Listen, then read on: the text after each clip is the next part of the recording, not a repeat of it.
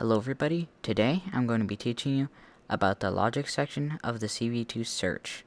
So first of all, you want to grab out your maker pen, either by your back or opening your watch menu, going to your backpack, and pressing use. If you favorite it, it allows you to just pull it straight off your back, which is what most people have on anyways. So after you have your maker pen, you want to open palette, go to circuits V2, go to search chips, and go to logic. Now, the reason why you'd want to use these logic chips is for doing various amounts of Boolean operations. So like toggle buttons and stuff have like a Boolean output.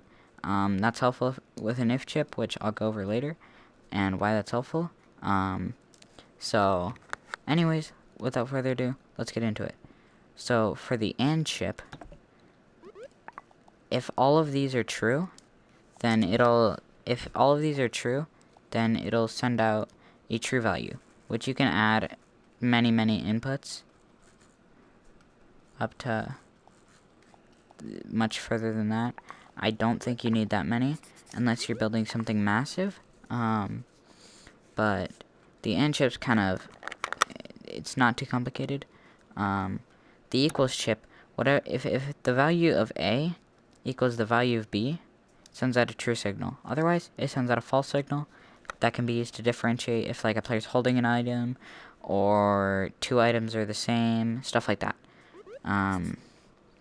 Greater or equal, if this number is greater or equal than if this number is greater or equal than, if A is greater or equal than B, it'll send out true. Otherwise, it'll send out a false. This can be used for like my custom Hertz system that I showed off in the other video today, or maybe not today, depends on when this video comes out, but I showed it off in my custom Hertz video. The greater than is just like the greater or equal, besides it'll take one more number before it activates a true signal. For the if chip, this is one of the most helpful chips in Circuits V2. I love this chip so much. Basically, if this condition is true and there's an execution sent from here, then it'll come out here. If this is false and there's an execution sent through here, it'll send it through here.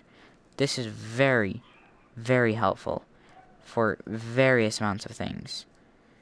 I can't even begin to explain how helpful it is. Just remember that the if chip will be your best friend.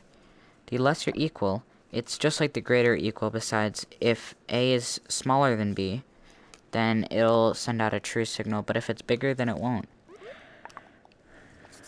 For the less than, it's the inverse of the greater than. If A is less than B, then it'll send out a true, otherwise it'll send out a false. List all true. If you send in a Boolean list here, and all of the things are true, then it'll send out a true signal here, otherwise it'll send out a false. For the list any true, if any of the Booleans in the list are true, it'll send out a true here. For the NAND chip, which I believe you can add inputs to this one, yep. Now, search chips, logic. For the NAND chip, if both of these are true, or however many inputs you have, it'll send out a false signal. Otherwise, it'll send out a true. It's a bit confusing, but it does the job. The NOR chip, I believe this one you can also add inputs. Yep. Now, what the NOR chip does is, if both of these are false, it'll send out a true. Which, it's kind of like the NAND chip, but it's a bit weird. Now, for the NOT chip, this one you cannot add inputs to, as you can see. Basically, this will just inverse whatever Boolean you have. So this false would be a true. If there's a true here, it would send out a false.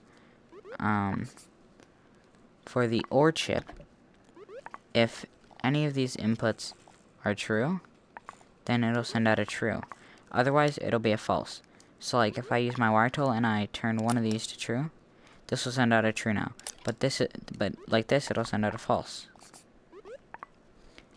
For the variable Boolean, or bool as most people call it, if you send out an execution here, and whatever signal is here, either true or false, or you can have one of the many chips here to use, it'll save this value in here, and then it'll also send out a run execution right when you do this, and it'll also give you the Boolean output.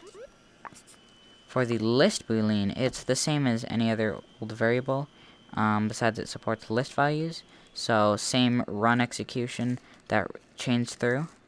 You have the Boolean, which once there's an execution here, it'll save it and it'll store it out here.